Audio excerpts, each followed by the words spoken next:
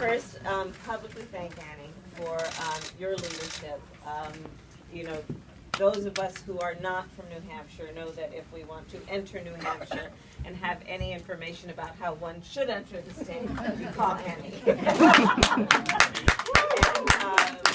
And I want to thank you also for your national leadership on so many issues. We've had some time to chat, and the work that you're doing on opioid use and abuse, the work that you've been doing around thinking about where we need to be in terms of being smart as a government on national and international policy. I can't thank you enough, so thank you for that.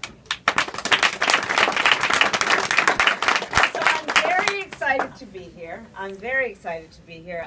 I was asked by the press, I guess there's some idea, well, are you going to spend time in New Hampshire? Do you plan on competing in New Hampshire? I plan on competing in New Hampshire. I'm just going to say that right here, right now. And that means I am prepared to put a lot of work into it. I am prepared to spend a lot of time here. I believe this is a very important state. I believe this is a state of people who care about our country and are informed about what's working and not working. And I'm prepared to be here not only to talk, but mostly, especially now, to listen. Because as far as I'm concerned, this process will be successful. Yes, because I intend to win, but it will be successful also if it is pure and good in terms of the process of listening and being present. Because at the end of the day, I believe one of the things that is most important is that we are relevant in the lives of people other than ourselves. And so I plan on spending a lot of time here. And Michael, thank you for opening the bookstore to this moment in our, I'm so happy our to have you here. conversation. Yeah. Thank you.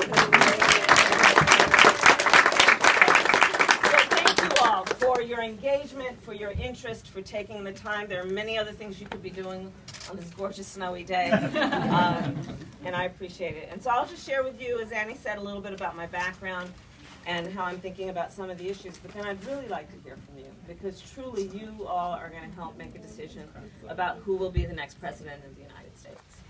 And I know how important you take this role and responsibility, and I take it seriously as well, which is to be here and really get a sense from you of how you are thinking and seeing the issues that currently challenge us, but also the opportunities that exist.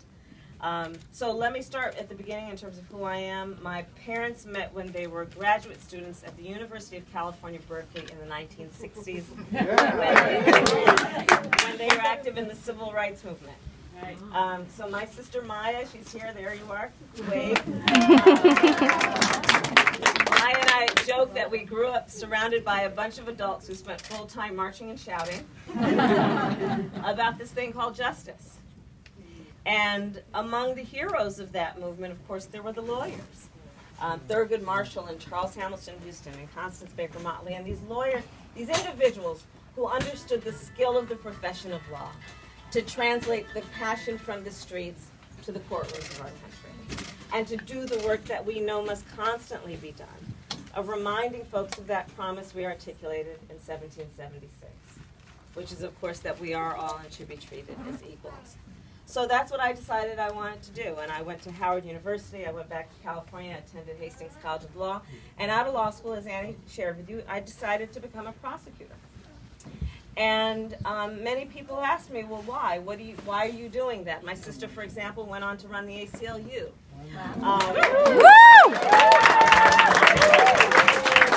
Right, so you're like my family, right? Everyone's applauding the ACLU.